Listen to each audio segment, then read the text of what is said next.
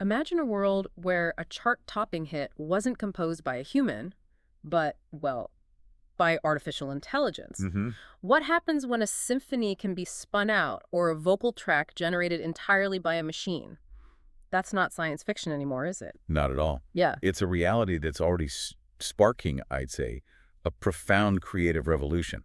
It's Mm. fundamentally challenging our very understanding of art, authorship, ownership, Mm. especially in music. And that's exactly what we're diving into today. You've sent us some incredible sources, everything from, dense legal reports to industry analyses, even some really passionate debates from artists themselves. Right.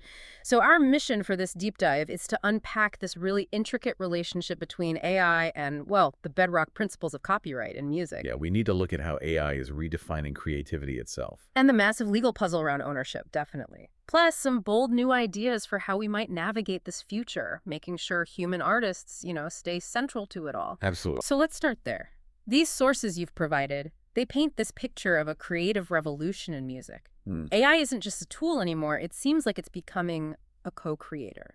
It's fascinating how quickly this has happened. I mean, AI, first really conceptualized by A.M. Turing Yeah. for tasks needing human-like intelligence. Right. Problem solving. Exactly. Yeah. And now it's moved so deeply into creative fields. We're seeing AI-generated screenplays, machine-composed symphonies.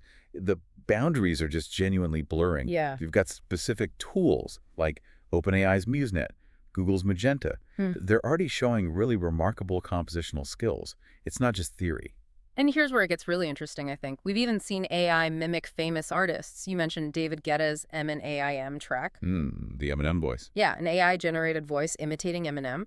Or that groundbreaking Hello World by SkayGG, touted as the first fully AI-generated song. Right, using Jukdex machine learning across different genres. These aren't just dreams anymore. They're actually happening now. Which immediately brings up this critical question.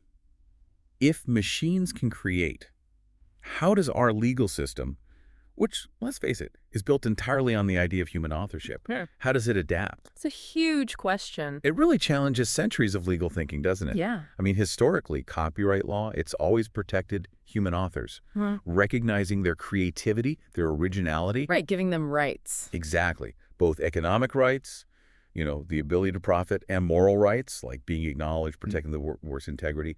But AI just kind of subverts that whole foundation. So, okay, what does this actually mean for ownership then? Yeah. The U.S. Copyright Office, they put out a report January 2025, and that a pretty significant call. Oh, yeah, that was big. They said AI-generated content can be copyrighted, but, and it's a big but, only if there's substantial human intervention. And that's the absolute crucial turning point. It means works created solely by AI. I think of software just autonomously producing a track. They are not eligible for copyright. Not at all. Nope. They fall straight into the public domain. Instantly. Anyone can use them. Okay, that makes kind of sense. But what counts as substantial human intervention? That sounds like a fuzzy line. It can be, but the sources do help clarify. It could mean, say, you write lyrics to an AI-generated instrumental track. Okay. Or you manually tweak the composition, the tempo, the arrangement after the AI's done its bit. Recording live vocals, real instruments over an AI track counts. Ah, so layering human performance on top. Precisely. Or even mixing and mastering, combining human-played sounds with AI stems. The key, really, is the human making tangible artistic decisions. It's like using any other tool, like an instrument or, a DAW. Digital audio workstation, yeah. And this isn't just a U.S. thing. Globally, you look at the Berne Convention, the EU's AI Act, India's Copyright Act.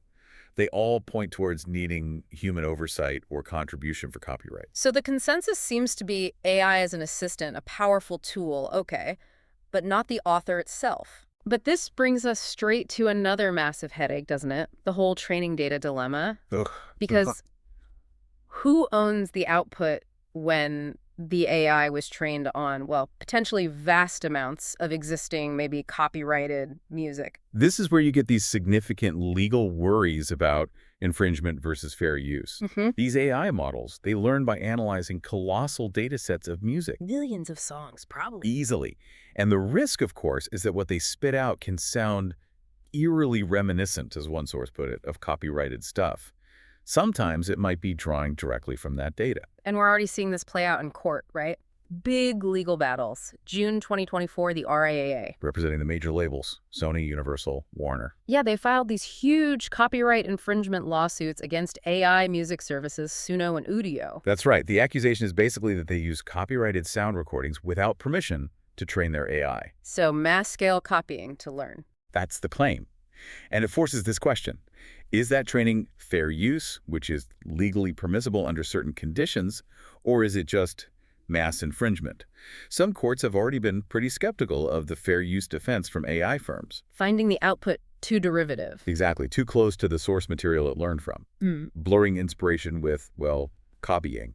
When you look at these examples, what strikes you, it's not just music composition either, is it? We had Vocaloid versus ABC Core over AI voices. Right, voice cloning. And Doe versus AI Voice Core that touched on privacy, personality rights. It even spurred Tennessee's LVIs Act last year, didn't it? To stop unauthorized AI voice fakes. It did. It shows how deep this goes, touching on identity, privacy, not just intellectual property in the traditional sense. It's very complex. So beyond the courts and the lawyers, there's this, well, raging debate among artists themselves. Is AI this amazing new tool?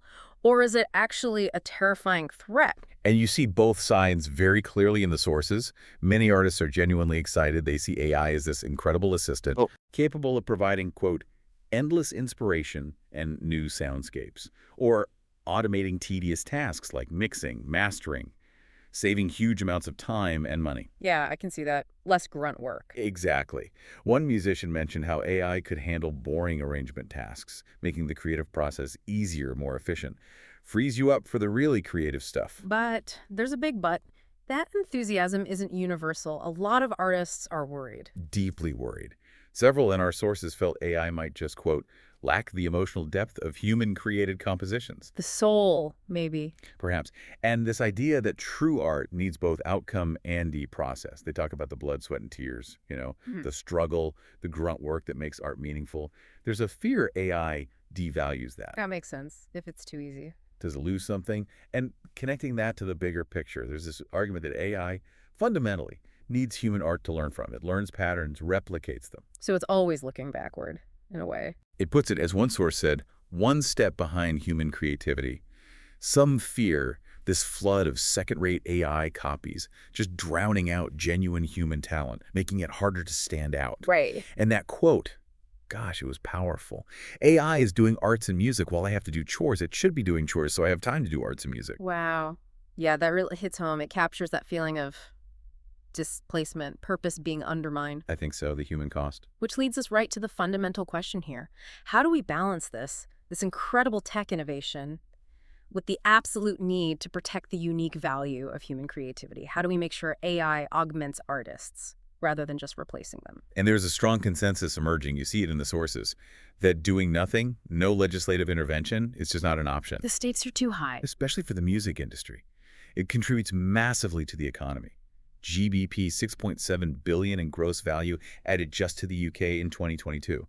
It needs a sustainable path forward in this AI era. So what are the proposed solutions? Our sources looked at a few.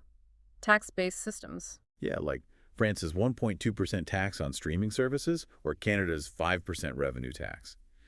The idea is to funnel money back into supporting national music. But they've faced pushback. They have, criticized as potentially discriminatory, and there's the worry they just lead to higher subscription prices for listeners. Okay, what else? A levy-based model. That's another idea. AI companies would pay a percentage of their revenue specifically for AI content that kind of substitutes for human work. Addressing the displacement issue directly. Right. It tries to get around the tricky problem of tracing exactly which songs were used in training, which is almost impossible. But there are concerns there too. The main one is about who manages that money.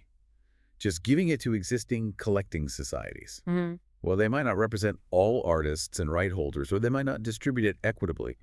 Potential conflicts of interest. Okay, so taxes, levies. But then there's this other approach that really stood out in the sources, the AI royalty fund. Yes. And what's so interesting is it's not a totally brand new concept. It echoes something from the past. Exactly. The Record Royalty Fund set up way back in the 1940s in the U.S. Really? What was that about? Well, back in 1942, the American Federation of Musicians, the Musicians Union, they actually called for a ban on recording music. A ban. Why? Because Canned music, as they call it, recorded music, played on jukeboxes. Radio was seen as killing live music jobs. Ah, the same technological threat dynamic. Precisely. And the standoff led to this breakthrough, a fixed fee principle. Big record companies agreed to pay into a central fund. And what did the fund do? It was used to create jobs for musicians, fund free public concerts. It was genuinely historic creators collectively taking some control over how technology impacted their livelihoods. So the idea now is let's learn from history, apply that model to AI. That's the proposal. The AI royalty fund would work similarly, a kind of lump sum payment from AI service providers. How would you calculate that? It could be based on, say, the number of prompts and outputs generated in a region, or maybe a slice of their subscription fees. The core principle is acknowledging that AI's power relies heavily on the human-created music it learns from. So what's the biggest plus you see in this model? It seems to directly address the compensation issue for human creators. It does, especially recognizing that AI training and the resulting output can genuinely displace human work. And it lines up with human rights principles too, like those in the European Social Charter, about the right to earn a living, fair working conditions. And who would manage this fund, not just the old collecting societies? The suggestion is more collaborative bodies, like the Council of Music Makers in the UK. That includes groups like the Ivors Academy for Songwriters, the Featured Artists Coalition, the Musicians Union working alongside perhaps the Independent Society of Musicians. So a broader representation of actual creators. Hopefully, yes. The structure could allow for direct grants to artists, programs for job preservation, support for more vulnerable musicians, helping maintain diversity in music too. It sounds like it's fundamentally about ensuring that as AI shakes up the whole industry, we don't accidentally throw out the human ingenuity, right? The stuff that actually makes us feel something, that drives real innovation. Especially crucial as there's a perceived shift, isn't there? From valuing artistic expression towards seeing music as data. Yeah. Protecting the art from the algorithm, in a sense. Hmm. So let's recap. We've dived deep into how AI is really pushing the boundaries of copyright, forcing everyone to rethink what authorship even means. And prompting the industry to explore these innovative solutions, like that AI royalty fund idea. The whole debate just throws into sharp relief this tension, doesn't it? Yeah. Between the incredible efficiency and, well, sheer abundance AI offers. And the value of that irreplaceable human touch, the emotion, the lived experience, even the messy grunt work that, as artists argue, makes art meaningful. Yeah. And as AI keeps getting smarter faster, that line between human-made and machine-made content, it's just going to get blurrier and blurrier. So this deep dive, I think it shows the question isn't if AI will transform entertainment anymore. It's happening. The real question is how the law, the industry, how we keep pace. To make sure human creativity doesn't just survive, but actually thrives in this new era. Exactly. Which leaves us with a final thought, maybe. If artists can embrace these AI tools, knowing their core creative spark is protected and valued, what totally new kinds of art, what new forms of expression might emerge from that collaboration? That's the exciting possibility, isn't it? Something for all of us to ponder, I suppose, until our next deep dive.